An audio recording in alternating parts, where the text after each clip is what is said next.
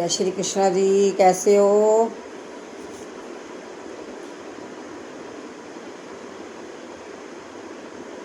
हरे राम राम राम हरे हरे, हरे कृष्णा कृष्णा कृष्णा हरे हरे, हरे राम राम हरे हरे, हरे कृष्णा कृष्णा कृष्णा हरे हरे। ये मंत्र है। कोई भी मंत्र आपको यदि नहीं मिला हुआ, गुरु मंत्र नहीं लिया हुआ है, तो ये मंत्र सबसे बड़ा मंत्र है। जय श्री कृष्णा बोलेंगे और ये मंत्र आप करेंगे, आंखें मूंद लेंगे, कोई आसन लगा लें तो और अच्छा है।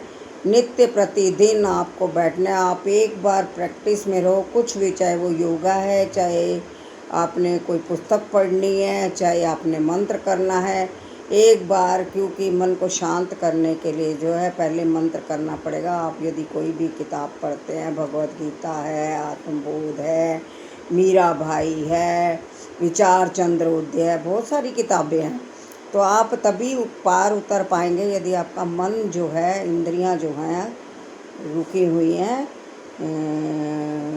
काबू में हैं। तो चलो जय श्री कृष्णा बोल के नया श्लोक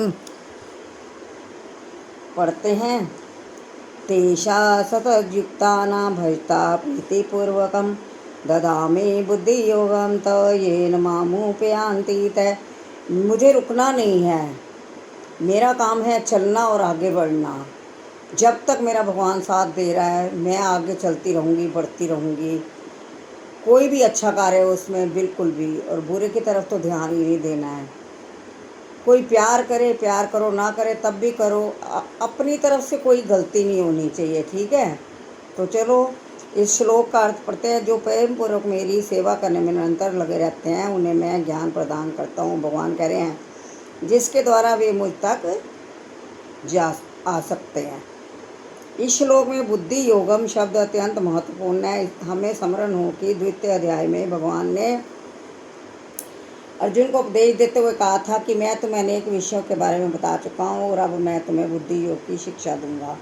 अब उसी बुद्धि योग की व्याख्या की जा रही है। बुद्धि योग कृष्ण भगवत में रहकर कार्य करने को कहते हैं और यही उत्तम बुद्धि है। बुद्धि का अर्थ है बुद्धि और योग का अर्थ है यौगिक गतिविधियाँ तथा यौगिक उन्नति। जब कोई भगवत धाम को जाना चाहता है और भक्ति में वह कृष्ण भावनामृत को ग्रहण कर लेता है, तो उसका यह कार्य बुद्धि योग कहलाता है। यह कार्य बुद्धि योग कहलाता है। दूसरे शब्दों में बुद्धि योग वह विधि है जिससे मनुष्य भवबंधन से छूटना चाहता है, मोह से छूट जाएगा। भवबंधन छूटना मतलब मोह से छूट जाएगा। उन्नति करने का चरम लक्ष्य कृष्ण प्राप्ति है। लोग इसे नहीं जानते, अतः भक्तों तथा प्रमाणिक गुरु की संगति आवश्यक है।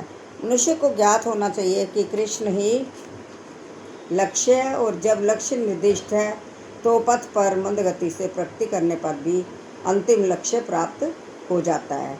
जब मनुष्य लक्ष्य को जानता है किंतु कर्म फल में लिप्त रहता है, तो वह कर्म योगी होता है। यह जानते हुए कि लक्ष्य कृष्ण है, जब कोई कृष्ण को समझने के लिए मानसिक चिंतन का सहारा लेता है, तो वह ज्ञान योग में लीन होता है। किंतु जब वह लक्ष्य को जानकर कृष्ण भावनामृत तथा भक्ति में कृष्ण की खोज करता है, तो वह भक्ति योगी या बुद्धि योगी होता है, और यही पूर्ण योग है। यह पूर्ण योग ही जीवन की सिद्ध अवस्था है। जब व्यक्ति प्रामाणिक गुरु के होते हुए तथा आध्यात्मिक संग से संबंध रहकर भी प्रगति नहीं कर पाता, क्योंकि वह बुद्धिमान नहीं है, तो कृष्ण उसके अंतर में उपदेश देते हैं जिससे वह सरलता से उन तक पहुँच सके। इसके लिए जिस योग्यता की अपेक्षा है वह ये है कि कृष्ण भावनामृत में निरंतर रहकर प्रेम तथा भक्ति के साथ सभी प्रकार की सेवा की जाए। यदि भक्त इतना बुद्धिमान नहीं है कि आत्म साक्षात्कार के पथ पर प्रगति कर सके, किंतु यदि वह एक निष्ठ रहकर भक्ति कार्यों में रत रहता है, तो भगवान उसे अवसर देते हैं कि वह उन्नति करके अंत में उनके पास पहुंच जाए।